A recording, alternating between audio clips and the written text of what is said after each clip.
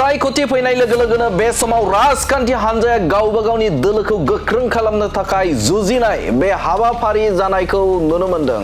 BPF राजखान्थि हान्जायाबो बे समाव दिसपुर चलो हाबाफारि लानायखौ नुनो मोनदों। दिसपुर चलो हाबाफारिजों बे समाव गुबुन गुबुन जायगायाव रेली एबा हान्जा सुरनाय हाबाफारि बे हाबाफारि लानायखौ नुनो मोनदों।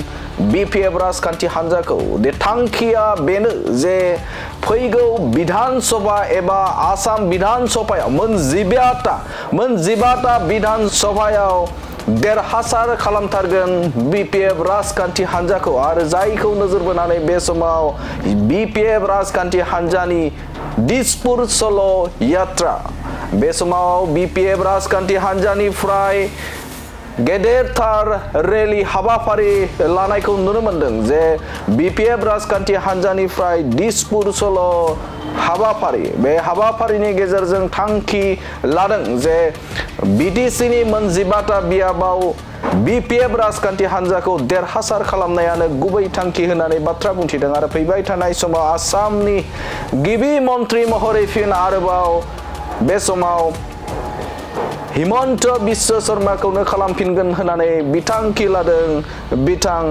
बिटिसिनि गाहाय खुंगिरि हाग्रामा महिलारि बिथाङा दिनैबो पर्बत जरायाव बे समाव बिपिएफ राजखान्थि हान्जानि बानजायनायाव दिसपुर चलो हाबाफारि लानायखौ नुनो मोनदों। मैयानि सानाव जादोंमोन जे गसाइगावआव गिबि खेबनि थाखाय बानजाय जादोंमोन जे दिसपुर चलो हाबाफारि आरो दिनै जे पर्बत जरायावबो बे हाबाफारिखौ लानायखौ नुनो मोनदों आरो बेनि अनगायैबो गुबुन गुबुन जिल्लाफोराव बे दिसपुर चलो हाबाफारि लागोनखौ फोरमायथिदों बिटिसिनि गाहाय खुंगिरि हाग्रामा महिलारि बिथाङा। হয় আজি আমার পর্বতজলা বিপিএফ দল হিসাবে আমার দিসপুর চলো যাত্রা আমি করিছো আর এই রেলত সকলো জাতি জনগোষ্ঠী সবে উপস্থিত আছে আৰু আমি যেটো দেখিবলৈ পাইছে পর্বতজলা এসেম্বলি হিসাবে বিপিএফ দল জিকাটো 100% আমি আজিৰ দিনত ক'ব পাৰো আৰু আমি জিকিমে তো দিসপুর চলো যাত্ৰাটো প্ৰথম আমাৰ গোসাইগাঁও জিলা হিসাবে হৈছিল। গোসাইগাঁওটো খুব ভাল আৰু আজি সেকেন্ড পর্বতজলা জিলা হিসাবে আমি কৰিছো এইটো পজিশন খুব ভাল আৰু নেক্সট আমাৰ কোকৰাঝাৰত হ'ব ইয়াৰ পিছত খাজলগাঁও হ'ব ইয়াৰ পিছত বিজনী হ'ব পিছত চালবাৰী মছলপুৰ তামোলপুৰ ভেৰগাঁও ওদালগুৰি হিসাবে হ'ব। তো আমাৰ উদ্দেশ্যটো হ'ল বিটিসি উন্নয়ন হ'ব লাগে। বিটিসি সকলো জাতি জনগোষ্ঠীয়ে বিচাৰে শান্তি একতা আৰু উন্নয়ন সেইটো উদ্দেশ্য লৈ পেলাই আমি দিসপুর চলো যাত্ৰা আমি কৰিছো। দিসপুৰত 15টা সমষ্টি আছে আমাৰ বিটিসি অঞ্চলত। দিসপুৰত 15টা এমএলএ পঠাই দিয়াটো আমাৰ বিপিএফ দলৰ দায়িত্ব। আমি এনডিএ অপজিশনত থকা সকলক আমি এটাও জিকাই দিব নোৱাৰে। এনডিএ হিসাবে আমি 15টা সমষ্টিটো আমি দিসপুৰত পঠাই দিয়াটো আমাৰ দায়িত্ব। এই হিসাবত আমি কাম কৰি যাম।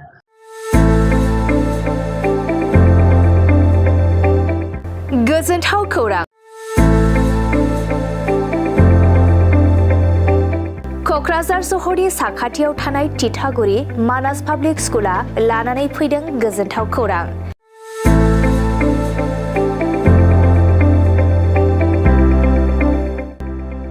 मानास पाब्लिक स्कुला गुन गोनां सोलोंथाइ बोसोरनि नार्सारिनिफ्राय थाखो 9 सिम फरायसा फरायसुलिफोरनि गोदानै 2026-27 मायथाइनि गोदानै मुं थिसननायनि खाबुफोर होगासिनो दं। गुन गोनां सोलोंथाइ होनायजों लोगोसे तितागुरि मानास पाब्लिक स्कुलाव basic computer education, English speaking environment आरो मोजां सोलोंथाइ गोनां फोरोंगिरिफोर दं। फरायसा फरायसुलिफोरनि थाखाय सोलोंथाइ लानायजों गोबां मोजां खाबुफोर दं जेरै योगानि खाबु आरो हिन्जावसा आरो हौवासाफोरनि थानायनि थाखाय सेपारेट हस्टेलनिबो खाबुफोर दं। नोंथाङा आबुङै मिथिबावनो थाखाय थोंजोङै नैबे 60008328686000489621 आरो 9101008849 जानबुं नम्बराव खौरां लाहरनो हागोन।